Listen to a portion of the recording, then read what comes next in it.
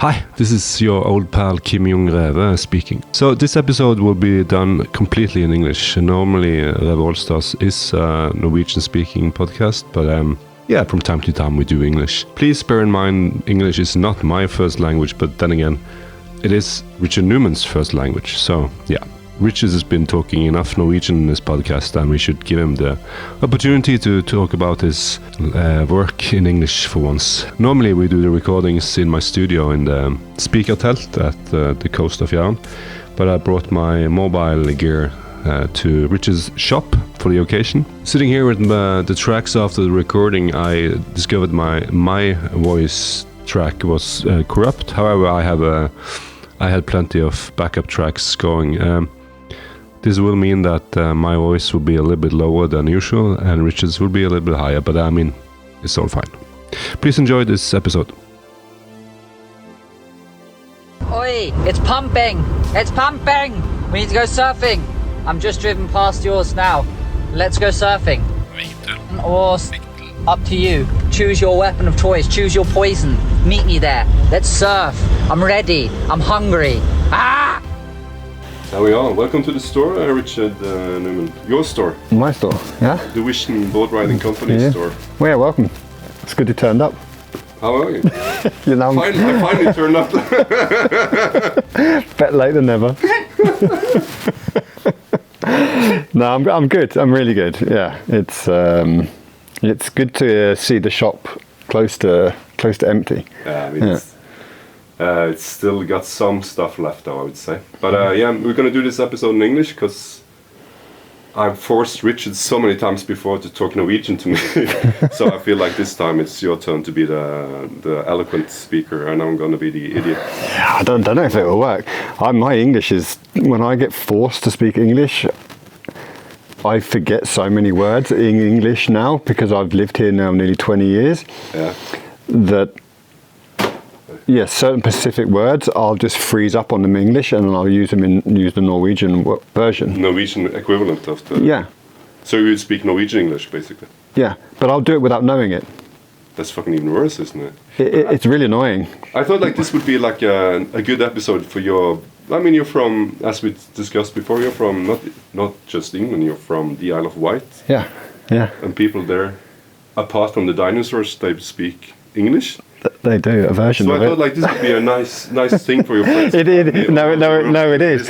But it's like at home. It's like Elaine, my beautiful girlfriend. She's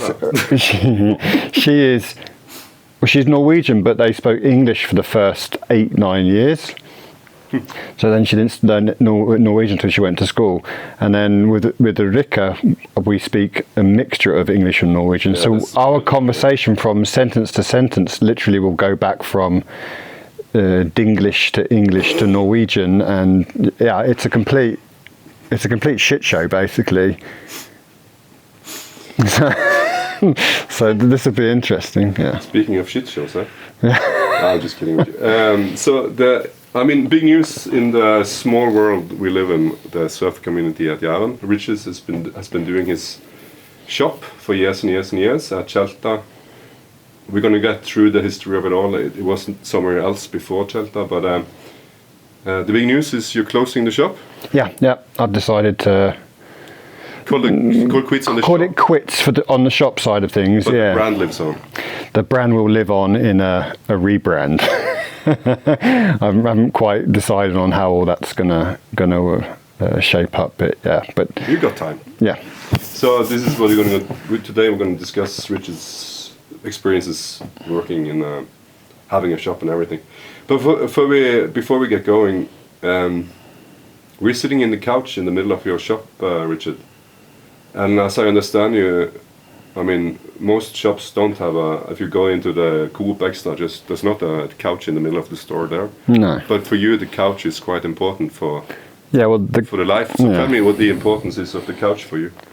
The couch for me is vision. It is my vision. It is something that has been very, very important to me and to what I envisioned vision to be.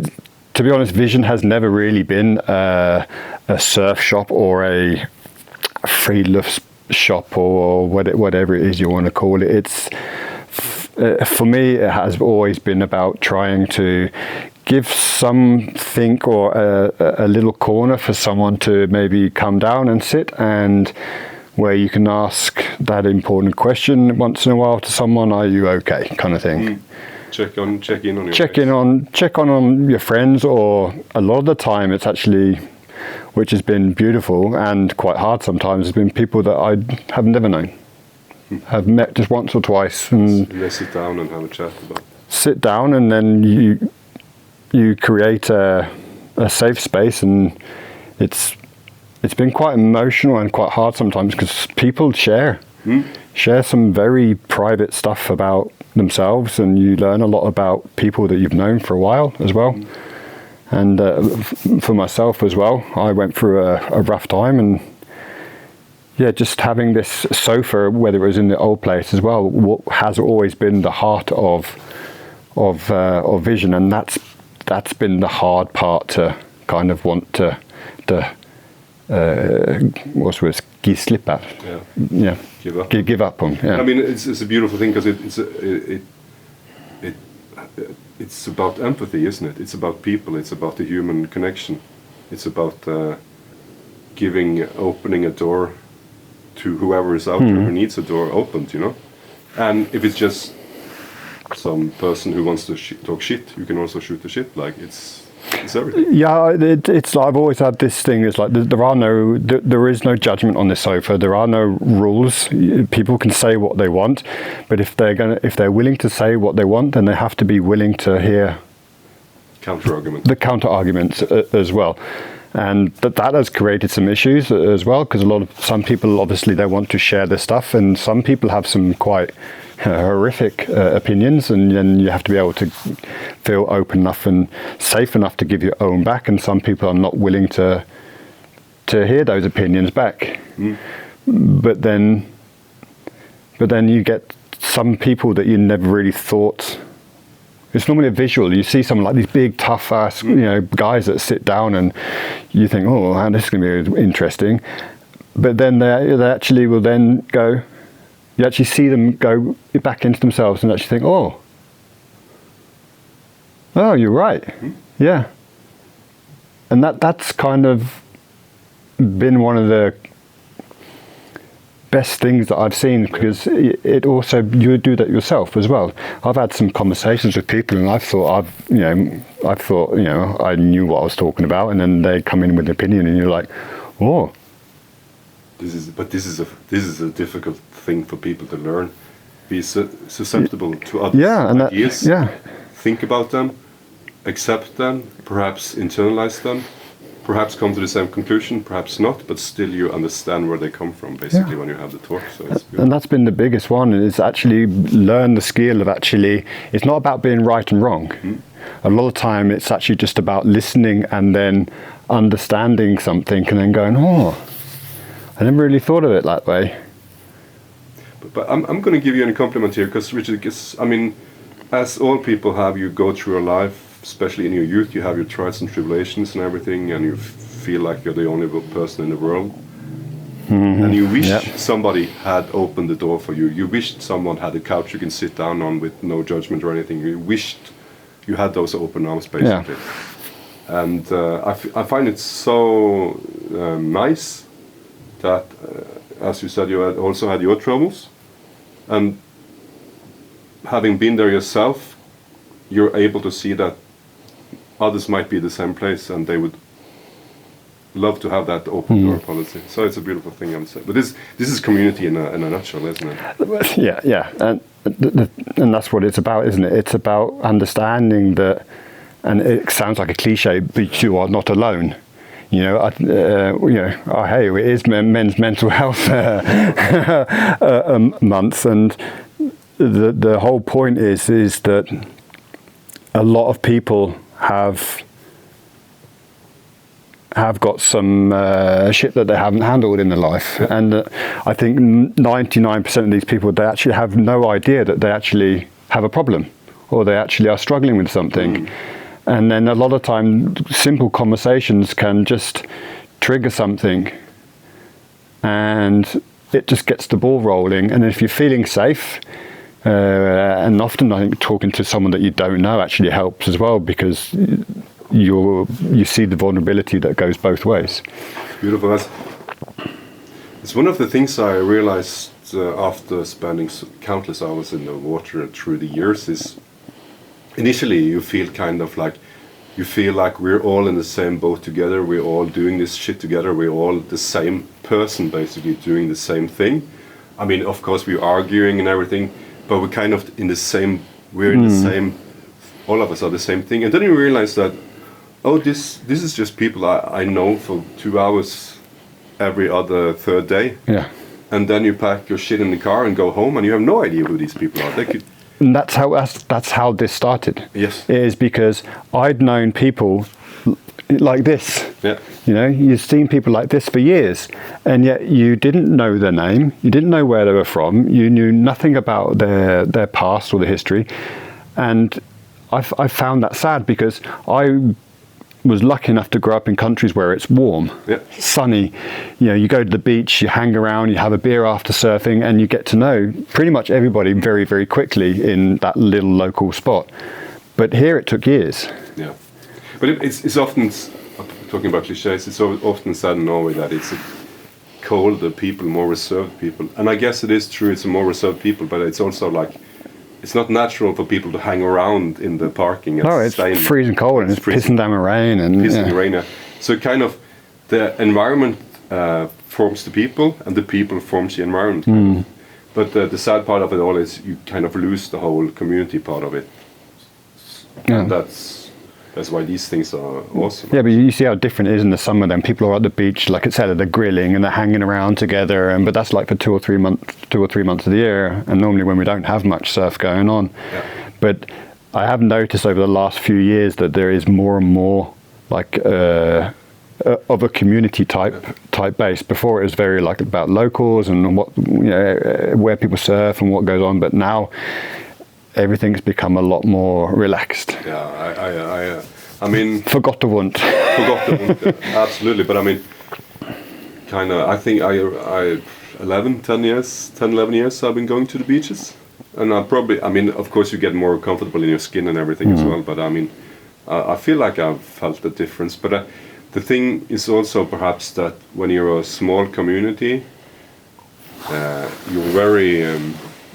avhengig, what do you call it, like dependent on people that has that extra spark to do something, and you're very vulnerable if these people decide that surfing is shit, they want to go golfing instead. I mean, it's a small community and it's also very vulnerable, but if you can it's absolutely possible to get something good going. You know? Yeah.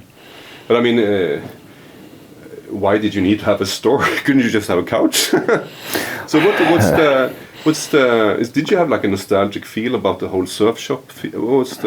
What do you mean in what? I mean,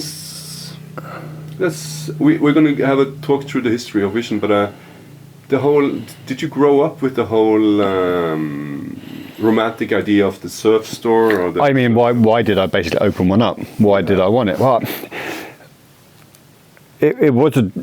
I've always wanted to have a surf shop. Yeah, why?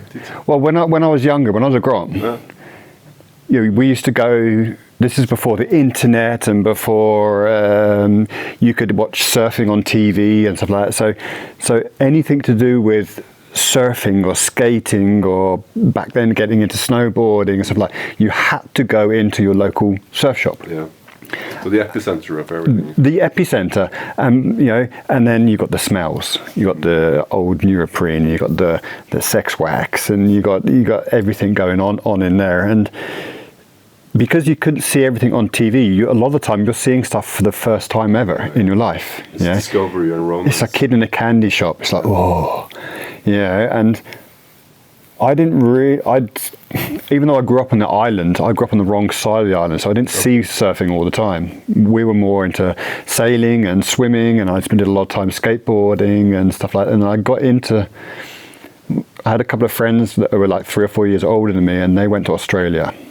So I'm like 13, 14, and they come back, and then they'd got And then they got me into boogie boarding because I couldn't afford surfboards. So boogie boarding was an easy way in. Easiest way in. Yeah. Cheapest way in. And I'd spend a bit of time at school going to like the local water sports centre in the summer where we could do and try stuff. But it hadn't really like hooked me in. But then when they came back, they brought back some VHSs, and then you had like some old like Oki and some of the old surf movies, and started watching them. And then there's obviously then it's not just the sport, seeing it. Then you got the music, you got the clothing. This is the culture, right? Yeah, and then you get into the culture. And then you go into a surf shop, and then you're buying like the original like MCD stuff and the original Billabong shorts or T-shirts and Rusty and it's a culture thing. Yeah. And then I remember the guy who owned the shop. He was just one of the local guys who was just a local charger. He surfed, he windsurfed, and he did everything. And he just went round winter, summer in the same pairs of shorts and messed up old sandals, and he was just like an old core lord. It was so cool. And then surf shops were just always that place where you got to touch down into stuff that you couldn't just see on TV and stuff. But then I went off traveling, and then it just surfing overtook my life. Yeah, it got me out of football. It got me away from the pubs and the nightclubs. And UK in the 90s, it's just nightclubs. So it's like it's not a healthy, good lifestyle. Ray and Richard started surfing. Yeah, and I don't know. Come to Norway, and I just felt at the time, because surf wasn't open then either. There was just still then Surf Snow Skate, and a couple of the others. But I just felt I feel like there's a little hole on Jæren for a little surf shop, but also a place where people can come and sit down and actually spend some time after a surf and come and have that cup of coffee. And actually, it was quite a selfish thing, because it was more about I needed that as well. I wanted to get to meet more people, and it would maybe help me get more involved in the community and try and do something. But it was just I'd always been in the restaurant industry, so I had a background in hospitality type thing. And although I'm quite a shy person, but I'm also at the same time very open and very chatty. Yeah.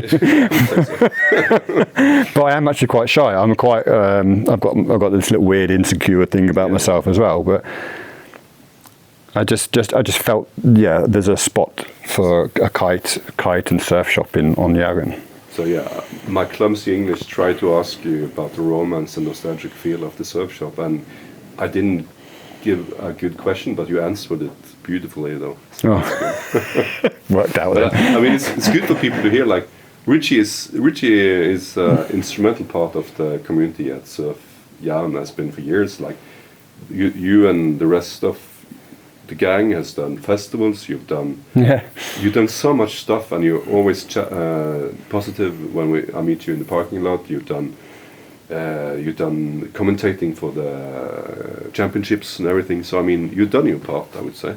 I try to, but it's a selfish thing. I do it because I think it's fun, and it gets me to meet people, because I'm nearly 52 years old as well. So I'm not out in pubs and cafes. I don't get to meet people all the time. But this is a beautiful thing, because it's quite possible to do something of selfish reasons that also has a bigger impact. Because like, did you see Breaking Bad? Yeah, some of it. Oh, you haven't seen it? No. So the whole, spoiler alert. The whole thing of Breaking Bad is Walter White is miserable high school teacher, chemist. He learns how to cook methamphetamine. That's right. Yeah. And he receives a cancer death sentence. And to don't tell me the end though, because I've seen like some of it, but not. Okay, I'm just. Are you gonna destroy it for me? I'm walking up to a point here. So the premise is he's dying, and he has a kid and a wife, and he wants to financially keep them safe after he's gone. And methamphetamine turns out this is a tip for you guys. There's a lot of money in methamphetamine. So that's why I'm closing the shop down. Start cooking meth out of them back. But it turns out, like, of course, it's a lot of money, and there's a lot of drama ensues. And in the end, all through the series, he tells everyone he's doing this cook for the good of the family. But in the end, he realizes, I did the cooking for me. Yeah. This is what I needed. All the things that I did.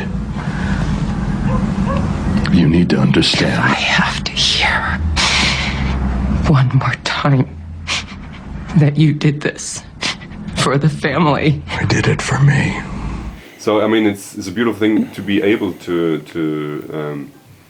like, what do you call it? Like, admit to yourself that making a space for people to meet is a selfish thing for me, because I know it's a good thing for community, but it's also a good thing for me personally.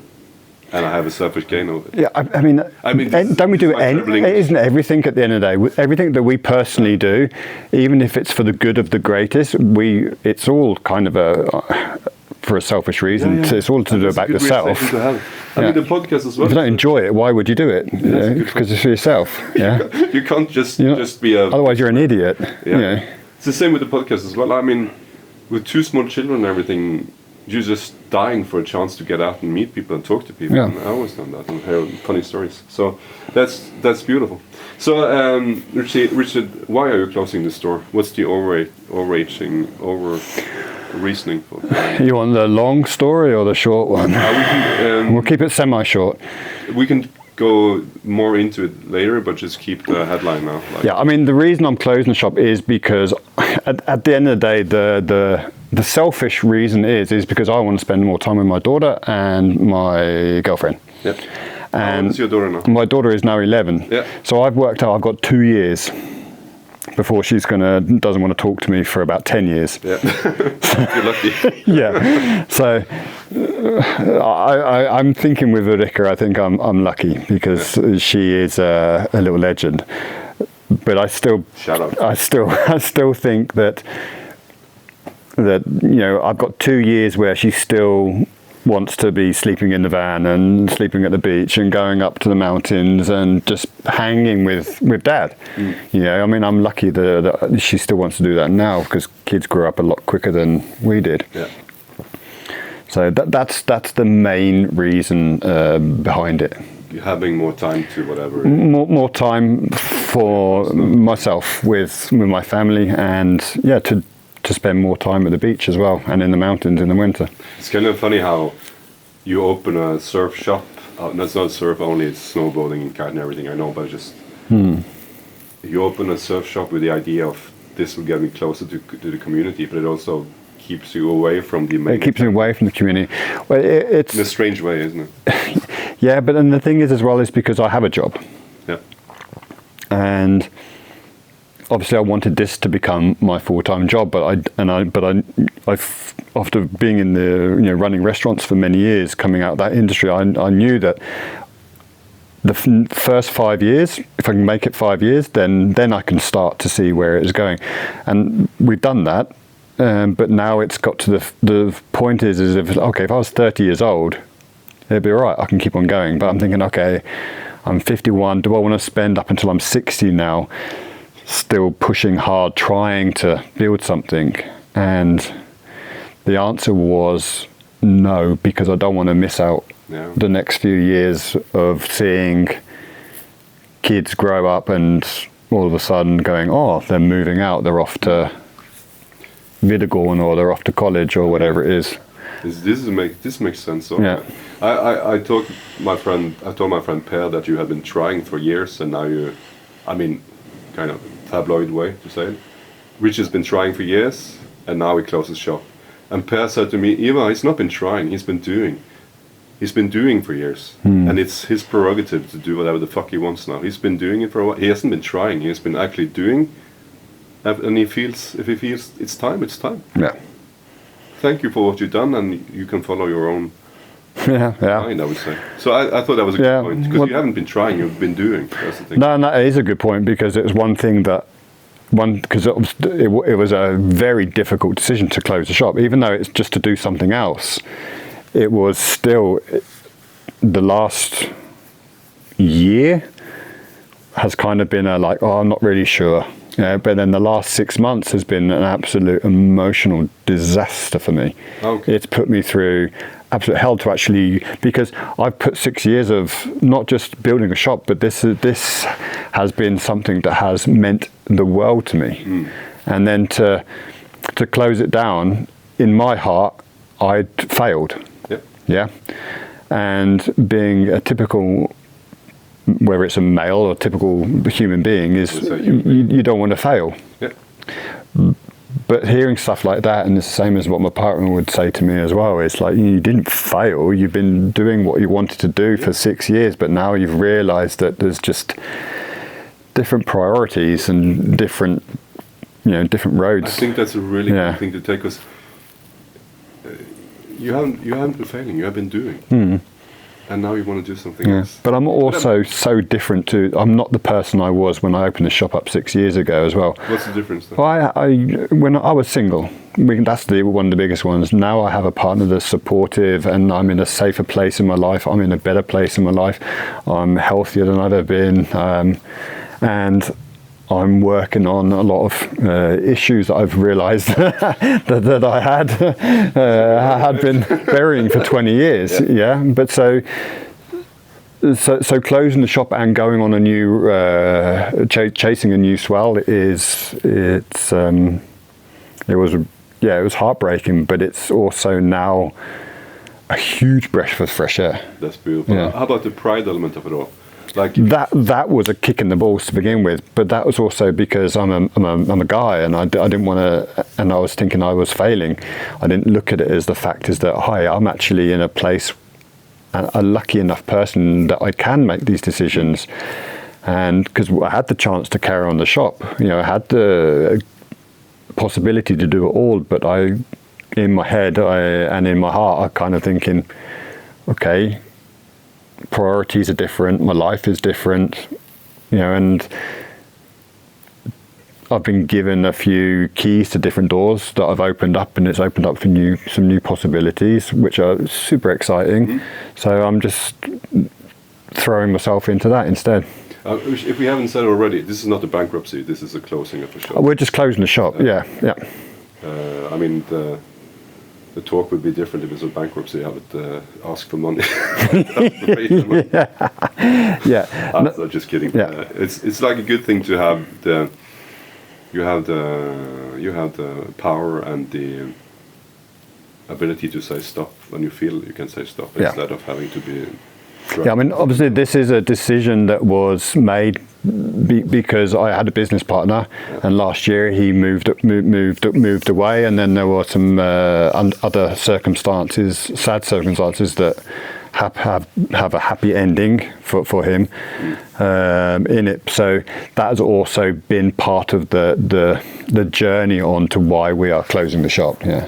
Let's talk. I tried to summarize the history of Vision so far, and luckily there's a lokalavis, what do you call it, local newspaper in Sola, which has been, it looks like Richard has been on speed dial on Sola Platte. Yeah, they've done a few, I think 3 times. Five articles I wrote about you. So basically, the summer 2021, the web shop went live, according to my research. It was actually the fall before. Okay, I think 2020 actually. 2020? Stifler was in 2020, yeah. And 2020, of course, is the year of COVID and everything. So yes, it was COVID. Yeah. In COVID, and then let's say winter 2020, move into 21 with the web shop, and then 22 May. You and Robert Hurst opened up at Sola. A showroom and yoga room at Sola. Yeah, Bankebygge, yeah. The first shop, I would just call it. Yeah. And the Christmas 2022, you moved the shop from Sola to here, Tjelta. And just for the people who's not locally familiar, Sola is close to the beaches. Tjelta is even closer to the beaches. Yeah. So Tjelta would be next to Hellestø's beach, which is a big beach here at the island, and also en route to the main strip of Jæren, the Nordsjøveien. Everyone going from Stavanger. Yeah, this is the gateway to Jæren, basically. Jæren. So everyone going from Stavanger, the big city, out to the coast, we go through here. So it's a good placement. For me, it's the perfect location, and plus I live a few hundred meters up the road. So it's been, and the main learning beach, or the first surf beach that we have is Hellester. Yeah. So plenty of people going there, especially in the summertime, learning how to surf, and of course, if they get bit by the bug, it's a short drive up to here. But this as well because we have the co-op right next door as well. Everybody stops here to fuel up before or after surf. So then it's like wax has been something, silly little things like waxes, leashes. All of a sudden, people are just like flying up here. So it's location-wise, it was perfect. And then for 3.5, almost 4 years. 4 years, yeah. Here we're closing the shop, but the brand is continuing. So, in the first interview I could find with you regarding Vision in Solabladet, you had just started the web shop months earlier. Are you going to quote me on that? I said I'd never have a shop. Yeah. And you told Solabladet, the local newspaper, and this is going to be my translation from Norwegian to English. Sorry about that, but I don't plan on having any physical shop, as it would take away too much time for me. You should have listened to yourself. I know. I actually read this when they did the last one. I think it was after the Barding thing. And I went, and that one came up, and I read that, and I was like. But let's take you back to the fall 2020, winter 2021. Opening the surf shop and a web shop and everything. Where were you head at that time? You wanted to do something that was... Well, then it was COVID. Yeah. So I'd been permitted, and I at the time I was sponsored by like Seaskins, and I had some Clean Canteen, and I had a Elevate Kiteboarding. Had some good sponsors, and a lot of the brands that I was sponsored by weren't available in Norway. And then all of a sudden the opportunity came up to push them in Norway. So then I said, I just why don't I just do it myself? But also it was because the brands were with this backing of sustainability, and that was something that had always been super important to me. So I just thought, okay, then I've got the Clean Canteen and Sunday afternoons, the hats and bits and bobs, and I thought, okay, then I'll just set up a little web shop, be stress free. No stress at all. Yeah, then I'm like, passive income. Man. I had zero idea how to do everything, so I had to learn how to do everything myself, set up a web shop and everything, and then I had to wait till my holiday money came in, because I was I'm a pretty broke guy. So then I took all my holiday money and my savings and then just put it into that, and that was Vision Outdoor Lifestyle. How was the first couple of? I mean, it's always excitement when you open up something, even if it's a web shop. Well, it's like when you first go online, you then all of a sudden then you're looking in orders. Nothing. The crickets. Yeah, and then you go back on like an hour later. Nothing. And you're like, maybe this wasn't a good idea. And then I woke up the next morning, and then I had like about 15 orders. Oh, that's fucking awesome. Yeah. So I was like, but one thing that I've always been quite, I don't know, I hate to say it, but obviously my girlfriend's my biggest cheerleader. She says I'm brilliant at it. But I don't like doing it, and I get a lot of stick from my friends about it. But social media works really well for me. If I do a social media thing, I will get sales from it. So I've always used social media, and in the beginning, I got all my sales basically through that. So because whenever you did something, it doesn't matter how stupid it was, whatever. People would hate me for it, but I was getting sales, so I was like, okay. But this is also a Norwegian thing, because we're so like tight-lipped, tight-skinned. I don't know, like tight. We're tight as. The tight. So it's like even me filming this podcast, it's like 50% of me hates everything about it. I just decided I can't be that guy anymore. Yeah. So I'm just trying to work on myself. And I think that's a lot of the same thing that happens with people in general. Who the fuck are you to have a post about you're selling something? Yeah. Idiot. Like, you're gonna get stick. Yeah, but I get so much hassle because I don't know where it came from. I have the saying with "be good, be safe," because my gran used to say it to me, and that's where it comes from. She'd say, "Be good and be safe," and my mum used to always say it to me, "If you know, or be good, be safe." So it came. I'd say at the end of all my posts, "Be good, be safe," and see you in the lineup, because it just. I don't know why I started saying it, but people were like. You used to literally would write to me and say, well, what is it? And I'm just like, does it really matter? No. It's like, I say it because it's something my mum and my gran used to say to me. Which is a beautiful thing. Yeah.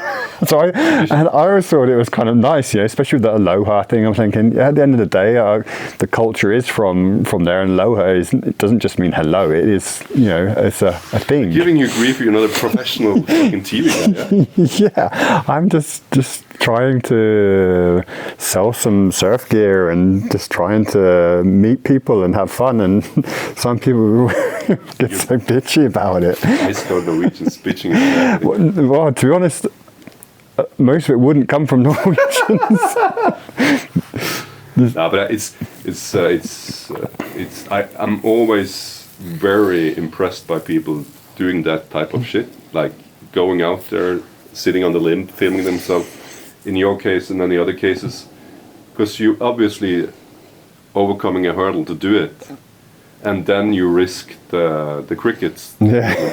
But then you have to realize, like, if there's a cricket treatment, probably not that many people have seen it. So most people won't know your failure of the crickets anyway, and the people who see it, they'll give you some grief, and some of them will buy something from you in your case. So it's fine. Yeah. I think, but it's like someone said to me, it's like, if people aren't hating on you, then it's because you're doing something right. Yeah. Kind of thing. I don't know, but it was just funny that I'm just trying. It's like some people take things so to heart. Yeah. It's typical Norwegian, and I love everyone who tries to walk out of that box, and even how much you fumble about it. I mean, not you. I mean, everyone, but. Even if you're fumbling, it's still taking that step into the unknown, and it's amazing. And of course, I'm going to give people shit as well. But in deep down, I respect this immensely. But that's fun. So you got your first sales quite quickly then. Yeah. What was the first sale? Do you I think my first sale was a pair of like the Anara fins, the Eco cork fins. And the clean canteen, the drinking bottles, and the thermo bottles. They've always been a good little business for the shop. So, yeah. And so the Sola in the newspaper, they were kind of strict about writing showroom and yoga room. Yeah. The reason we ended up leaving the building there was because there was a mix-up with the contracts there. So basically, we ended up then getting paid out by the owners to leave. Yeah. And then I think it was fate, because within 2 days, this place became available. Yeah, there you go. Because of COVID, because it was a hairdressers, they finally moved out, and then. We'd had asked about this before we moved to Sola, but they were looking for, I think it was Apotek. Yeah, we can get. I mean, you had a partner at that time, Robert.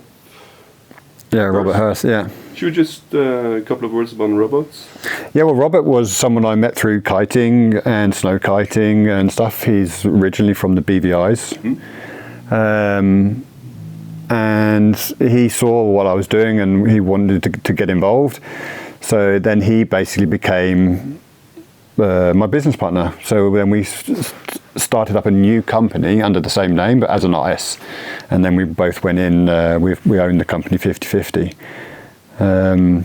So yeah, and then basically with me and him, he did the financial and the accounting side, and I did all the sales side and the shop and stuff like that, and it worked really well for a couple of years, and then we moved out here, and then one day he decided, or him and the family decided, that they were moving back to the BVIs. Yeah, it's difficult to have a shop in Stavanger area. Yeah.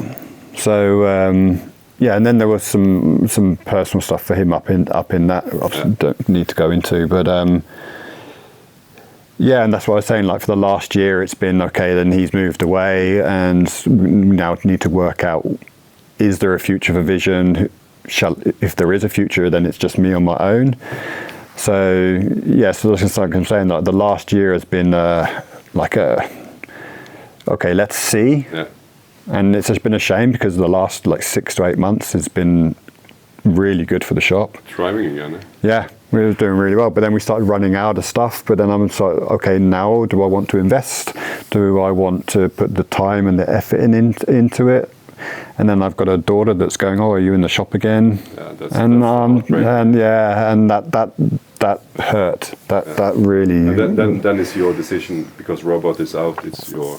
As you said, it's your 100% your decision to keep. Well, it was left up to me. I mean, obviously, Rob, if he really wanted to, he could come back and do that. But I presume he's not in that position, or he could. But so at the end of the day, I decided that I didn't want to either buy his share out or vice versa, and that we'd just close the shop down. Robert. Yeah. But Vision wouldn't have half of what it would be without Rob. Yeah. How would you summarize the time spent in Sola? I loved it. Yeah. It was because we had the yoga room, but we were doing breath classes and we were doing yoga classes, and it was eye-opening for me as well because it's kind of like a new world, especially getting into the breathing and everything. It was really, really cool. But it was also a very stressful time, like because it was. Then all of a sudden, I'm having to balance a full-time work job, the shop, sales, packaging, promoting, and being at the time being a single dad as well. So it was everything and anything. Yeah. So already at that time, you could feel the magnitude of everything, like. The whole work. I mean, yeah, but then back then I was very strict on what days everything happened. So it was only like 2 days a week, and then on the Saturday. Yeah. It's small. And then back then, when Rob was here, obviously he would also help out to be in when I had my daughter as well. But it worked out fine, yeah, because it was just a few evenings a week. So then people, when they wanted to buy stuff or pick up stuff, they'll either order online or they'd be contacting me. And I'm actually more scared of, probably more chance of hurting myself in weaker sort of beach break waves than what I would be surfing those slabs and stuff. So it's the safe option, the icebox, the safe option. Yeah. That should be the name of the movie. Yeah, we're going to start promoting slab surfing as a safe way to start. After just not a few months, but half a year approximately plus at Sola. Yeah. As you said, the contract had its limitations or whatever, and you needed some place new to go, and this one opened up for you. This one opened up, yeah, literally within the same day. Through the process of this thing opening up for you. Well, yeah, it's obviously it's just been down the road from where I live, and I've always thought, and pretty much since I moved out here, this place it was closed because of COVID. Yeah. And it's kind of like when you say something, so it's a bit cruel, but I'm like, if they go bankrupt, I'd love to put a surf shop in there, kind of thing, because it was COVID and we all knew that a lot of these places were struggling. So I kind of feel like maybe I wished upon them with bad karma or something. I don't know. I hate to say that. At least you confessed your sins. That's a good thing, isn't it? Yeah, but I just saw that it was closed all the time. So I'm just thinking, if they go under, then I'm going to ask. It's an opportunity. Yeah. But anyway, literally within 24 hours, that's what happened. So I'm thinking, okay, then it was meant to be. So then, we needed a new place, and this came up. Robert was still in the picture then? Yeah, Rob was still in the picture then. How was it like walking in here first time, having a look around, like you had signed papers perhaps then? Well, no. First, obviously, we just come in for visning. Yeah. So I had a look around, and it was a friseur. So there was like sinks, and it was set up But it was like, okay, it's a good size. I think perfect size, because we were never planning on being a shop with 150 surfboards and this massive stock. It was still going to be a comfy local place, and I still wanted to have this as the heart, because that's what we had at the other place as well. But there we had a whole lounge. But to be honest, it was because it was local. I felt like being close to home, it would fit perfectly for just being able to come down here if people needed stuff. And at the time, like, the price was pretty reasonable. So it was like, why not? Why not give it a go? Yeah, why not? We needed a place pretty quickly, and the location was a no-brainer, really. Yeah, because this is obviously, as you said, this is a good thing hitting you. Yeah. By some sort of luck. So the placement is, it's awesome. Yeah, but it was like, as well as I can walk down from it. Or people, like, they'll call me at 8 in the morning or 9 o'clock at night, which you think was annoying, but I could say, yeah, I can be there. Yeah, they're like, I broke a board, or I forgot this, or I haven't got that, or a lot of the time in the summer as well, you get like people that come here in Ballbill from Denmark, and then all of a sudden they haven't got stuff, and then they call the shop, and I'm like, and I love that fact that I can be there in 2 minutes. Yeah. We can just dive into it. What's the realities of having a surf shop? People calling you at all times. That is the reality of it. Is people don't, because people know me, they think Instagram, Facebook, Messenger, and WhatsApp is somewhere they can just contact me or call me any time of the day whatsoever, night and day, to ask me questions about stuff. And theoretically that should be really annoying, but that's what being a local surf shop is. Yeah, it's kind of the whole local serviceman kind of thing. Yeah, and it's like people saying, but you weren't open and the surf was pumping them down. And I'm like, a good surf shop should be open when it's pumping. That poor surf guy who's in the surf shop there going, fuck, it's pumping out there. And it's like, so.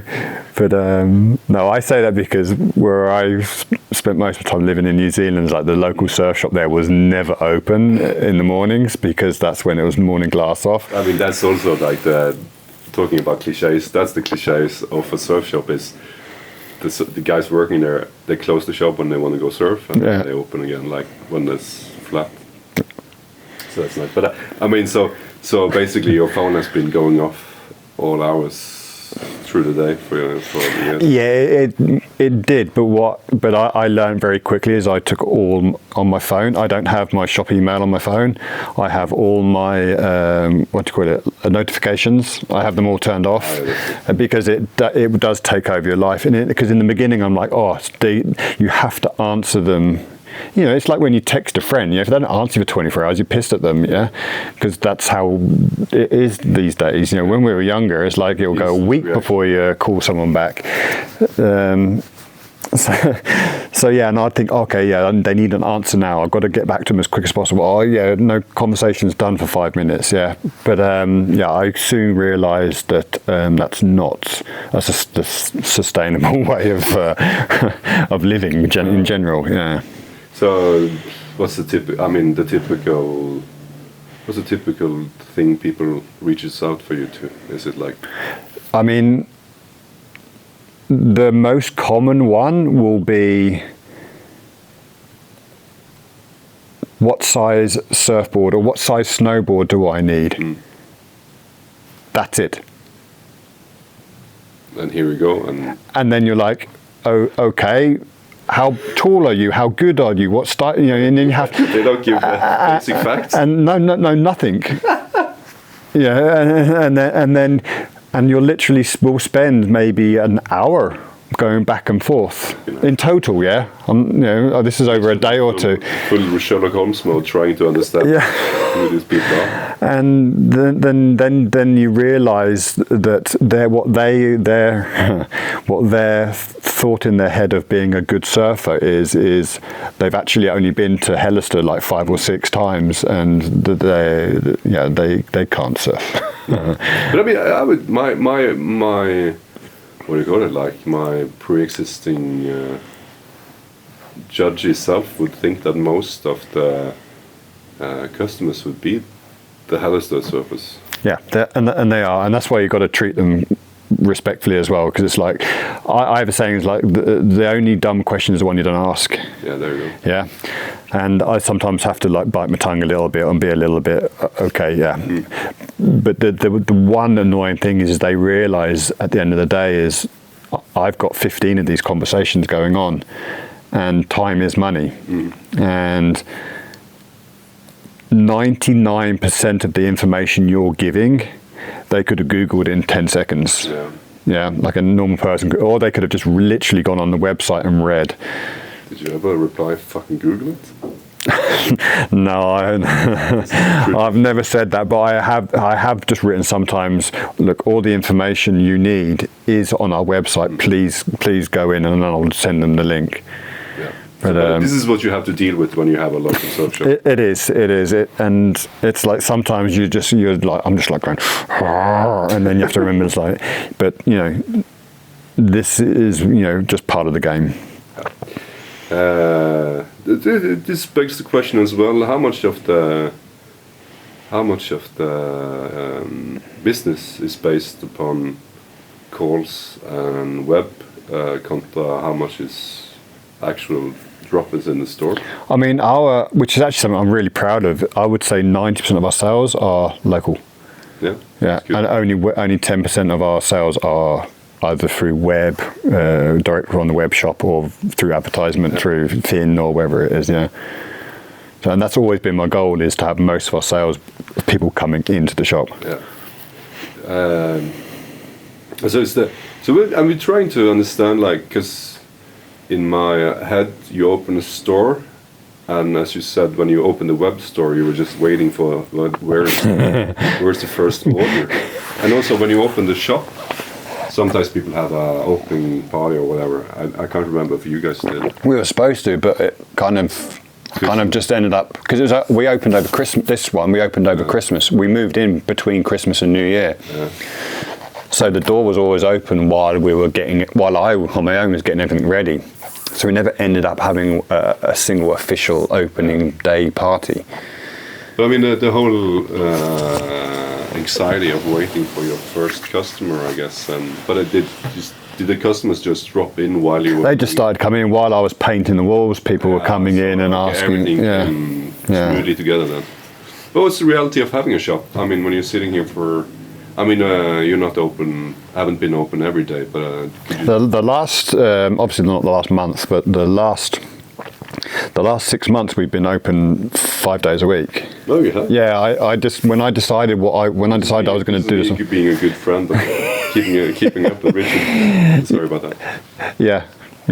5 days a week. I tried to keep it open 5 days a week. Obviously, there are days when I have my daughter, and because of my other job, there's some days I have to change a few things around. But I did try for most of this year to be open Tuesday to Saturday, and it's only been once I decided what I was going to do, I've just dropped it back to being open 4 days a week. What was the reasoning for having 5 days a week? Because Sundays are a no-no. Yeah. And then Mondays I just stay closed, so that I always got a day off for myself. And then you just do Tuesday through to Saturday. I guess we have talked about it already, but in the article you did, one of the articles you did, Solabladet, when you opened up the showroom, shop, yoga room, whatever you want to call it, as Sola, one of your quotes were, "We don't want this shop to feel like a shop." Yeah.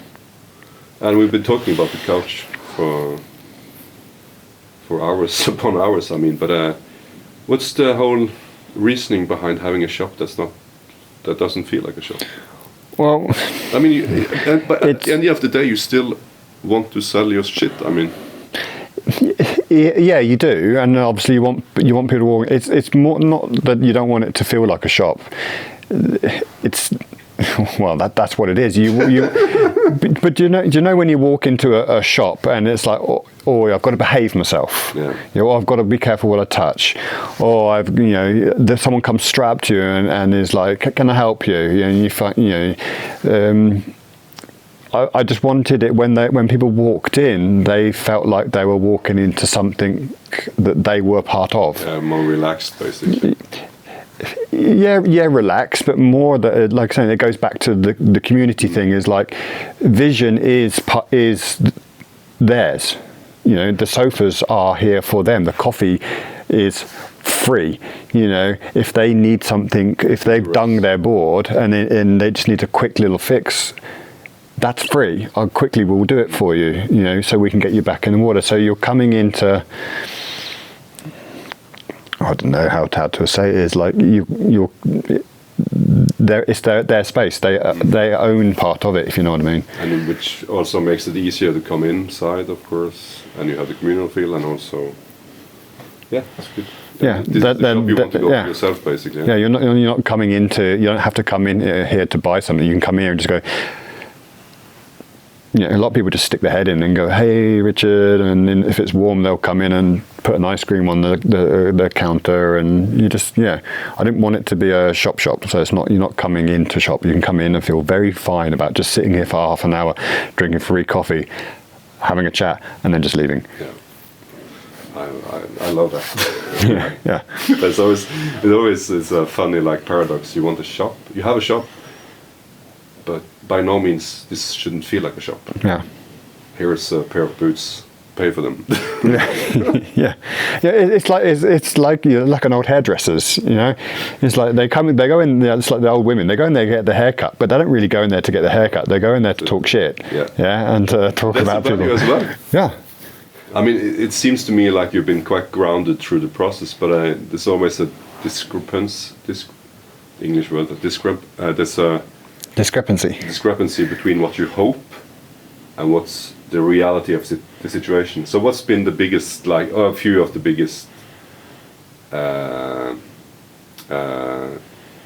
cut-offs between hopes and reality, basically? You had hoped for something and the reality was something different. Could be good or bad, I don't know. Do you have any of those?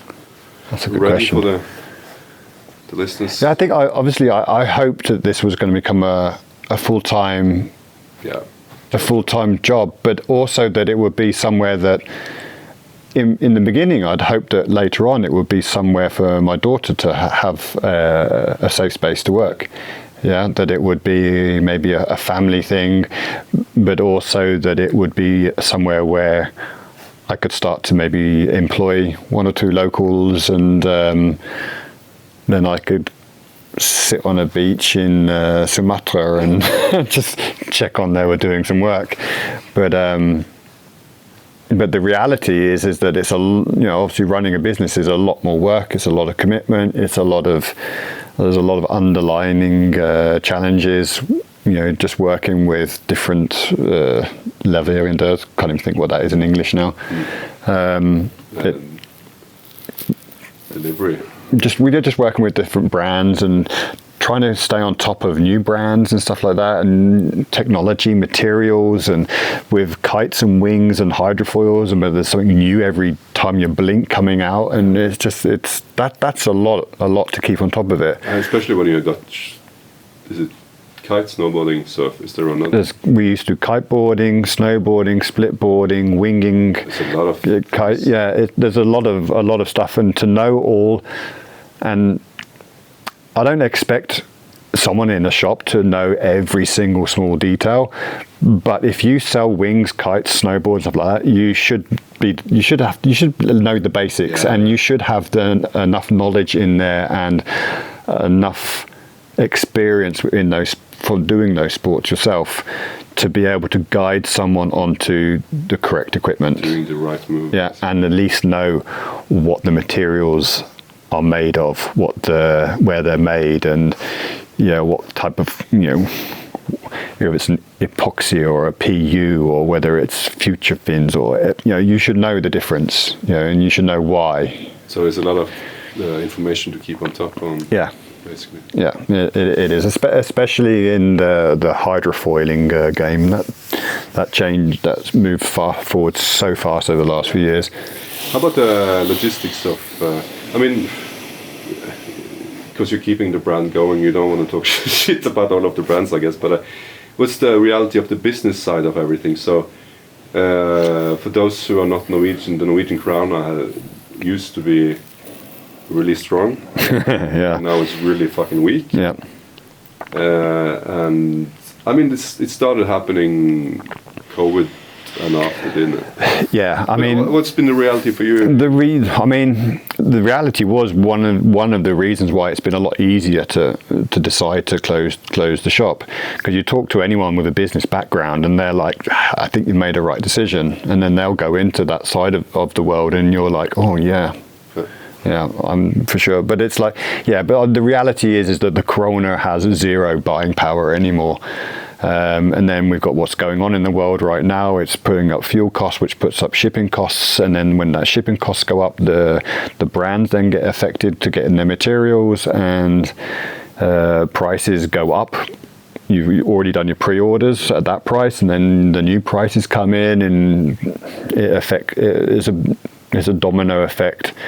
But then you look at everything else that's going on. People have less time, they have less money to spend.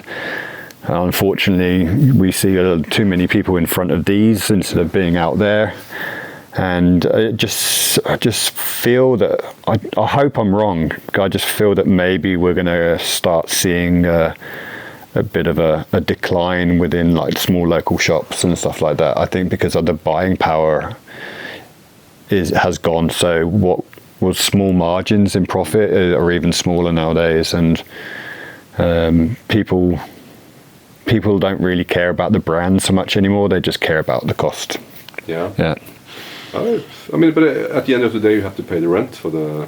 Yeah, you do. Yeah, and it's that's getting harder and harder. So it creates a lot more stress. So yeah, I think putting on top of, when you take everything together with wanting to spend more time with the family, wanting to spend more time at the beach myself, and what I think is going on in the industry, I think it's a good time to try something new. Step down. Yeah. Sadly. Is that actually is this a reality of the business? Is you put in a pre-order of some magnitude, and then the prices from the pre-order could be going up? Yeah, because it can be 6 months as well. Yeah. If you let's take snowboarding, the snowboarding industry. Unfortunately, that's already a business that kind of like the kiting world as well, is following. Like, let's take like the mountain biking industry. They come out with new equipment every year, which was great 20 years ago because there was new materials, and equipment would change a lot from one year to the next year. But that's not such a big thing anymore. But then you put in you'd get your winter order in, and then so let's say in November, and then by January you've already got to have your pre-order in for the next winter.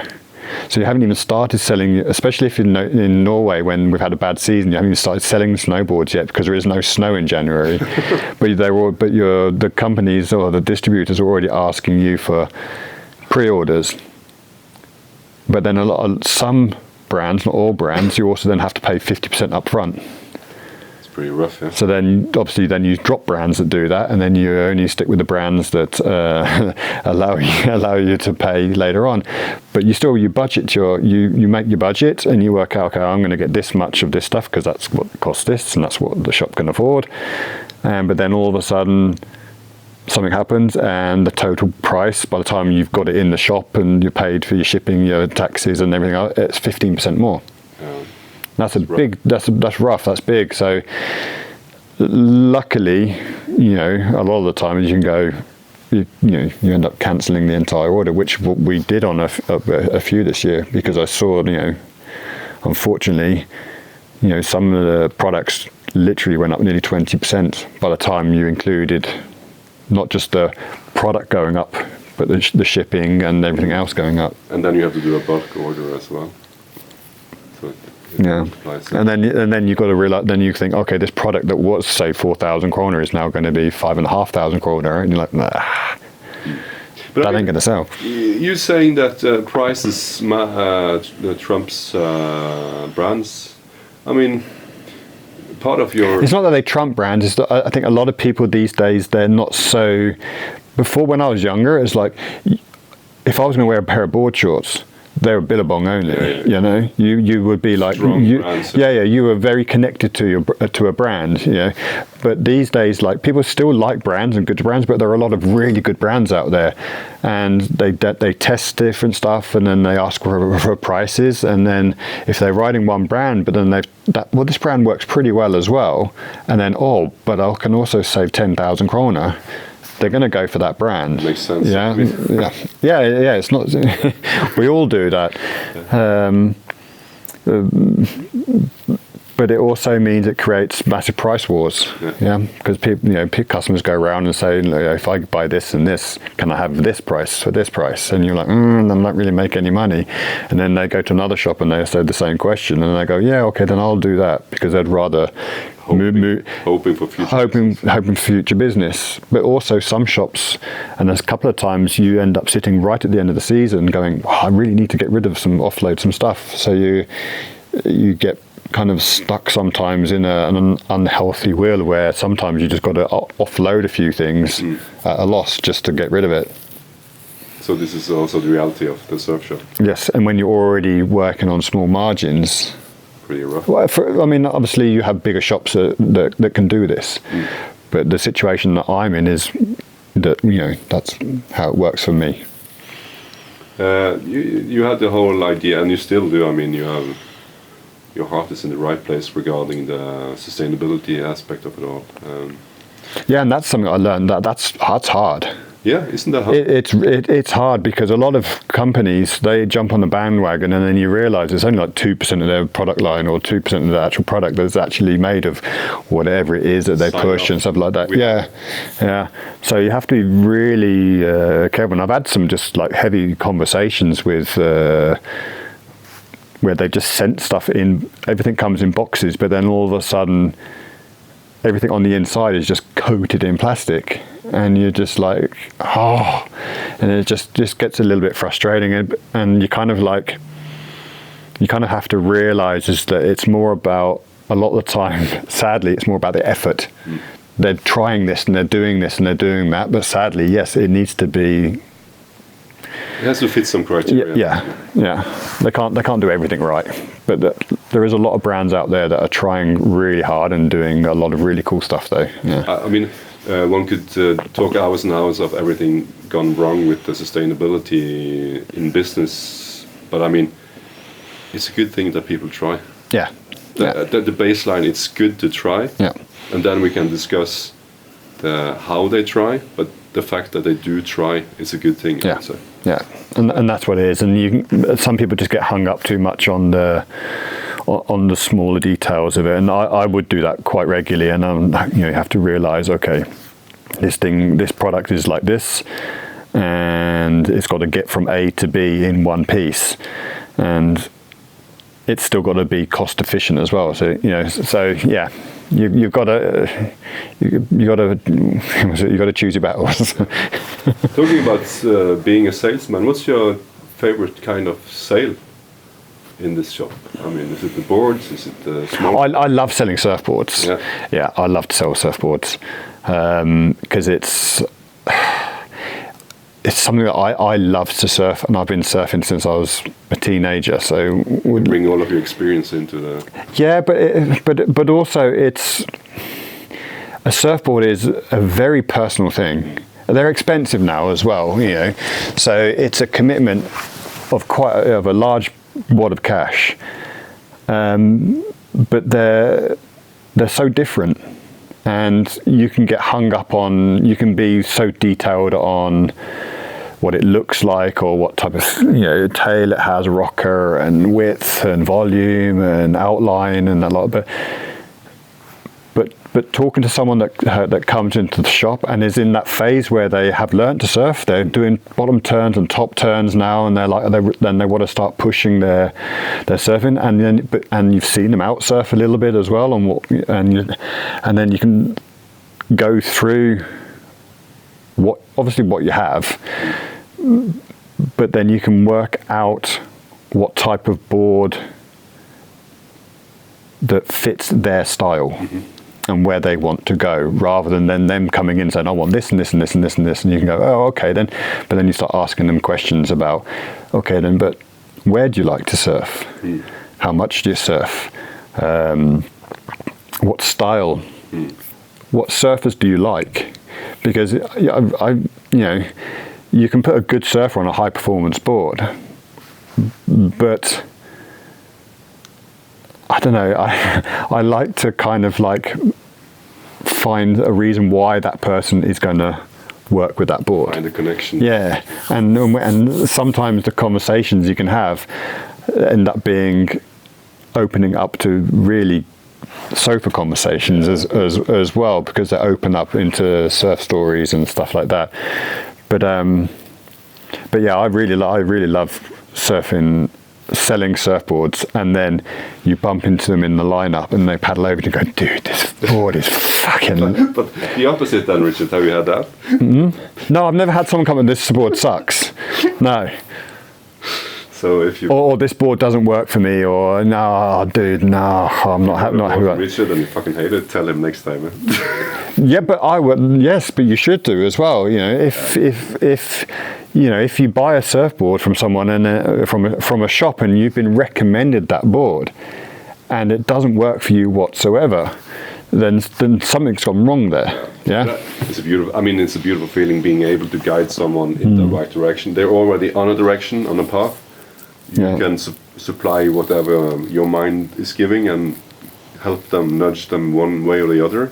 And it nudges them the right way. Yeah, through the book. But it's difficult as well, because a lot of people think they're better than they are. Yeah. Yeah, it's like people think, if they don't know me or haven't seen me surfing, they'll just think that, oh, the dude must rip. But I'm a very average surfer. No, I am. You put me anywhere in the world. You put me down in a Hossegor on a good day at Hossegor, I'm a very small fish in that pond there. On Jæren, I'm an average surfer. Self-reflection. I'm a confident surfer, but I'm a very average performing surfer. And I'm fully aware of that. I mean, I was obviously a lot better when I was younger and stuff like that, but I had a number of years away. I've had a lot of injuries, and I'm 20 kilo heavier than I should be. But at the same time, I've never loved surfing more than I do now. That's beautiful. I've found the type of boards that I love to ride, and I've slowed my surfing down, and I've accepted certain things about my surfing, which is I don't rip at all. This beautiful. I hate it as well, because I'm probably the most inconsistent surfer on the planet. I am Jack Robinson for 10 seconds, but I'm the worst kook in the lineup for half the day as well. I can have one day where I'm back and like I didn't fall once. I hit every turn, but then the next day I can't even stand up. Some days I'm just like going, yeah, I shouldn't have got out of bed today. This is what we always say. If it had been easy, it wouldn't have been fun. Yeah. But surfing has always been, for me, it has been, and it is cliche, it is medicine for me. Yeah. Why? I have a brain that is way too active. It's frustratingly annoying.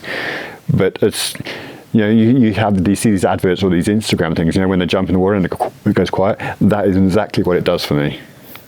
And I'm not the most talkative person in the water, because I like to sit out the back. I like to sit, and finally my brain has quietened. Enjoying yourself for a couple of hours. Yeah. So The shitty surfer Richard Newman. I am the worst surfer in the lineup. For a couple of years, there's been a huge gathering of winter bathers. Yeah. Heard about it? Yeah. They even put, like you said earlier, like they even made the fucking Guinness World Record book this season, last season. Yeah, in December, 16th of December last year. Yeah. And then you have Richard with his vision van, pimping, selling dry ropes. Yeah. How was the whole experience? Has been? That's been a great day because I mean I started going to their. I think they started it 3 years ago now, and I turned up there three years ago. Just because they asked me if I wanted to come down. Yeah. So and we sponsored a couple of robes and stuff like that, and I don't know, I think just being a local shop. Robes, booties and gloves has been a huge seller for us. And then 2 years ago we were down there and it was either, I don't know how I remember, I think they had like 1,700 people or something. There's a lot of people. And then this year, the last time they decided it was going to be a Guinness attempt. I don't remember how many people were down there, so the footage is but it was brilliant. It was a fantastic day. Loads of I think we left there with a few boots and gloves and 4 robes. Everything else was everything else sold. Yeah, so it was a really cool day.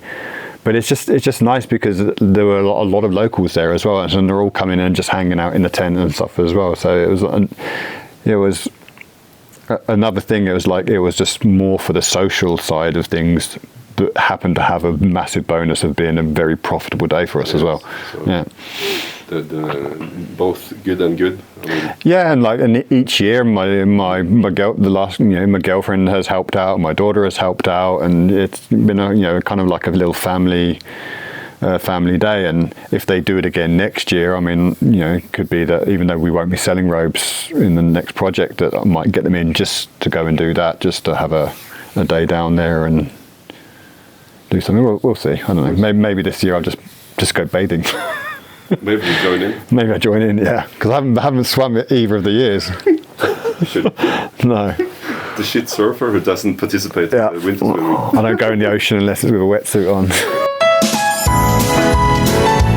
I thought maybe like amongst maybe the surf school is saying like everyone should be surfing together now, because I get the feeling like if safety in numbers. Yeah, if you drive past Bora and you see Fruitigo out there at 5 a.m, that's the best place to go because he spent the last 3 hours driving around the coast with the night vision goggles. Exactly. Yeah. Yeah. What's been your biggest victories in Vision so far? Personal victories. I mean, it's difficult to be put on the spot, but I mean... I think it's been a couple of conversations that I've had on this sofa, really. And obviously I'm not going to mention who they are, but there's a couple of older locals that have spent a lot of time on this couch and have... shared some really personal information, but have then also listened to me pour out some stuff that I've never really sat and talked to. At the time, just someone I know, but would be classed more of a stranger than a friend. Was just someone that I knew in the lineup. But for me, that's been some of the most rewarding. But like, if we're talking about like victories for me, like as in, oh, this was fucking cool, it would be like we had Mark Shin come over from Shin, although obviously he doesn't do his brand anymore. He's moved on to other stuff. But I think that was really cool. He just came over here and we had the demo days with him and stuff. But the biggest one for me now is working with Eric Arakawa. Who you're also going to go visit, isn't it? Who I'm going down to Portugal next week to have a week down there with him. But just getting to talk to him and have him actually shape me 3 boards for myself. Why is this big for you? Well, I mean, I grew up with him being, when I got into surfing, he was, in my eyes, or still is today, one of the most influential surfboard shapers out there. Anyone that was a surfer growing up in the 90s knew who he was. If you didn't know who he was, you do not know your surf culture. And he's shaped boards for the hose and the irons, and he's just, obviously, if you're a younger one, he's been doing boards for like Jack Robinson lately and stuff like that, which he doesn't do well to a surfer's boards. He's a massive on the North Shore, and he's known for his performance boards, big wave boards, and to me, he is the best of what he does. So basically, working with your hero. Yeah, and then it's like, and I'm talking to him on over Teams and stuff like that, and my girlfriend's there, and she sees how proud I am, and she's asked me, why is this so important to you? I'm like, well, you're a professional dancer and singer and stuff like that, and I'm like, I don't know who you look up to. I said, but this is like you getting to write a song with Celine Dion or Barbra Streisand. Yeah, something like that. My Barbra Streisand. Yeah, this is my Barbra Streisand. And it sounds silly, but that's how it feels for me. And because we don't live on the North Shore, we don't live somewhere where these people work and are every day, so we don't get most people are used to seeing them and they don't think of it. But to me, that's who he is to me when I was a kid, and just now that I'm able to not just ordering his stuff, but you're actually talking to him and actually get him to shape me a board. And then obviously with Romeo down at Blue Room down in Portugal, which is their partners, we just built up a really cool relationship, and it's just like him down there as well. He's someone else that's very emotional as well. He wears his heart on his sleeve, and it's been a really cool little journey. So yeah, I'm super proud to have that one, like probably over proud, but I'm going to hold on to that one. This is awesome. This is one of the things I've learned, like, if you love something, fucking love it. Yeah. And I probably talk way too much about it, but for me, I'm just really, excuse me, fucking proud of it. I think it's cool. And so, I reckon from this way you're talking about it, they say you shouldn't meet your heroes. Yeah. Not the case for this guy. Well, I've only obviously talked to him through a screen and stuff like that, but I'm pumped to meet him next week and hopefully ask him about questions about some of the most biggest names in surf history, and actually learn how to shape some boards and see him shaping boards, and meet the crew down there as well. Not just Eric and that, but meet the crew down there and just get to meet some new people that I'm really stoked to be working with. It's amazing. Yeah, I think it's cool. Yeah. Is there opening? I mean, trials and tribulations of having a store, probably difficult to get the business logistics of everything going on, but obviously it opens doors for you as well. So it's a good thing to have. It's the same with Elevate. I mean, I used to be sponsored with the guys who now own Elevate were the ones who run Best and stuff like that, and when they moved over to Elevate, they took me with them and everything as well, and then I started getting them in the shop. And actually, this is one of the coolest things that's happened in the shop is I had a customer in asking me about a wing and about why he should have this wing over another brand. And then Philip Martin, who owns and is the director of Elevate, called me up, and I'm like, Philip, can you just... And then he got to speak to... And he took the sale for me, and the guy brought a wing. That's cool. That's cool. Yeah. So that was one of the coolest things, yeah. Richard could be done, this is my speed dive. I said, don't listen to me, just speak to the owner of the brand, yeah. So that was one of the coolest things, and it's the same with Arakawa. It's like obviously one of the things we can offer with that is like we can actually have live shaping. So people that if they want a custom board, they can while the shop's here, they can come in here and actually we can arrange them to actually have a live shaping session with Eric. Yeah. So I'm trying to convince Richard to come back on the Speak at That podcast to share all of his war stories after. Yeah, that would be cool. Yeah. Let's talk future. So you alluded to already. You haven't quite decided what's the future and hold for Vision or whatever you're going to call it, but there's a future for something. Yeah. Do you elaborate? What I envision in my head at the moment is I would love to ombygga my van and turn it into like a mobile type demo shop. So people can come and test some Arakawa boards. They can test some of the wings and some of the kites from Elevate and stuff like that, and then so I can keep a very low stock or zero stock, and then just order. Obviously, Arakawa boards, all of that is custom orders anyway, and we take them those in. But then it means that I can continuing helping out to push Elevate in Norway, and because obviously I love to kite and surf myself, so kite surf. So you kind of like marry the ballbill life and that life. And if I can do that, then maybe in my head I have this dream of getting a slightly bigger van and then having a little bit more.